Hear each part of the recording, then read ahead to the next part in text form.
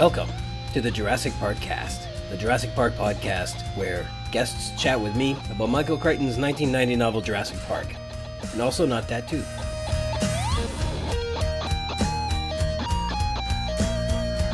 My name's Ryan Rogers, and I'm a big dumb Jurassic Park fan. Welcome to episode 24, Control. Alright, my next guest, it's Benjamin X. Lewis.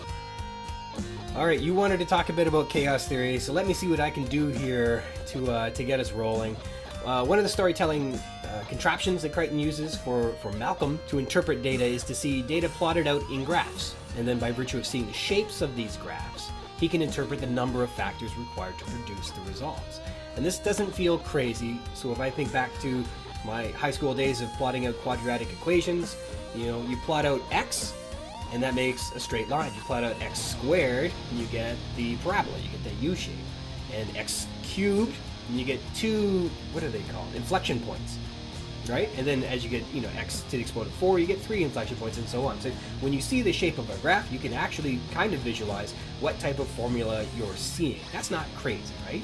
No, and actually Excel does that. Okay, yeah. Excel adds trend lines, and you can do trend lines. And sometimes when I'm looking at data, I actually add different trend lines to try to get a formulation of it. Mm-hmm. I do that quite often, actually, to try to simplify the equations so they're not these massive equations. Especially if you're dealing with something like polarization, which is dealing with cosine squared type of equations and the compilation time to do these type of things. If you can make it a simple, y plus b, life's a little bit easier, right? Okay. So that's like an example of like rounding a number up to the nearest 10 in formula terms. You just simplify it a bit, and then if you have to get specific, you can go back and do that later. Yeah, you can. Well, and you can also reduce the computation time to do calculations. Sure. Or the requirements of systems, right? So, especially in manufacturing in the capitalist world that we live in, I need to produce as many as possible as quickly, right? So it's possible. So I came up with 3 examples from the text that show where they look at a graph instead of like actually looking at the figures, and that graph immediately tells them what they need to know without actually looking at the numbers. And so the first one is a temperature spike in the freezer when Nedry steals the embryos. Dr. Wu looks at a chart of the embryo storage monitor, sees a temperature spike on the chart, which would be a sign that the door had been opened and someone had been in the freezer. Meaning, I guess, like some coolant had escaped and the temperature rises a little. So here we have a spike in the graph, and that changes the expected data and the shape of the data. And so Wu can immediately see that something is incorrect just by looking at the chart. So I thought that was a pretty good example of how you don't need to really know what all the numbers are. Just when you see a graph, you can see, yes, there's a problem here. The second we get is the Procompsognathus growth chart, or the height chart.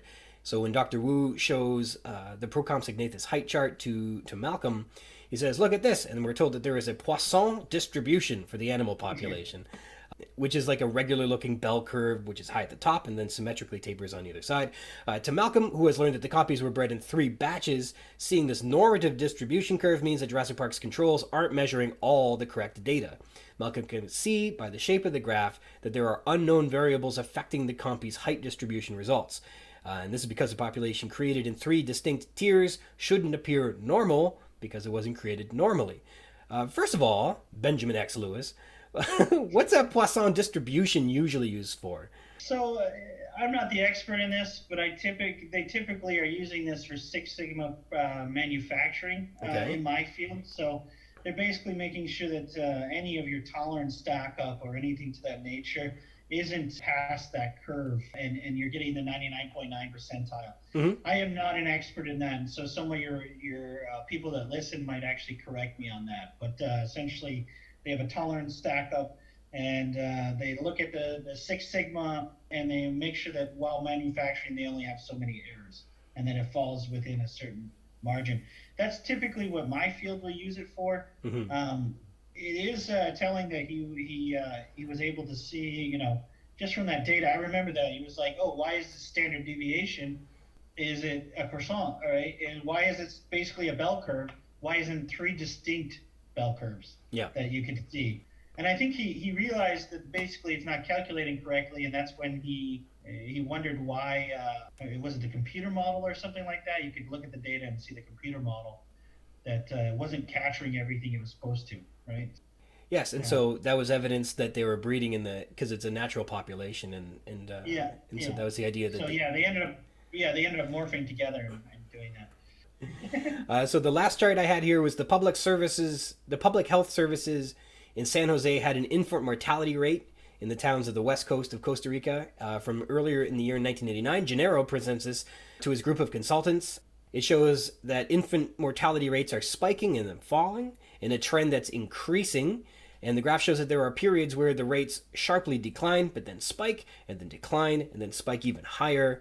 And to them, the shape of this graph, to Malcolm anyhow, is a series of undulating peaks and falls, which as an aggregate, is growing. And upon glancing at this, Malcolm conclusively states that escaped dinosaurs are not causing the spikes in infant mortality rates. The shape of this graph indicates that the variables affecting the results are too numerous to be explained by a singular variable, as in escaped dinosaurs. Even if that variable is escaped dinosaurs, which we kind of know is to be true, by the end of the novel, we're told that the lizard bites have stopped. We're told, thankfully, the lizard bites have stopped. But we get no word on whether or not the infant mortality rates have returned to normal or not. So Michael Crichton may have unleashed some other horrible infanticidal maniac upon Costa Rica that just wasn't the subject of this novel. But we have now a body of 3 examples where we have the shape of data being informative not by what the actual figures are, but just how the graph's plot is meaningful to us. So I think that was pretty neat. And we have chapters called The Shape of the Data and things like that. So this is a good way for us to kind of skip past the math part and just get right to the results part. And I think Crichton was appropriately doing that instead of trying to walk us through it. Yeah, you might get bored if you try to do all the math, to be honest. Yeah, it wouldn't be as much fun to read. It's really boring stuff. I mean, in the end, it's this having all that information and trying to explain it to someone else.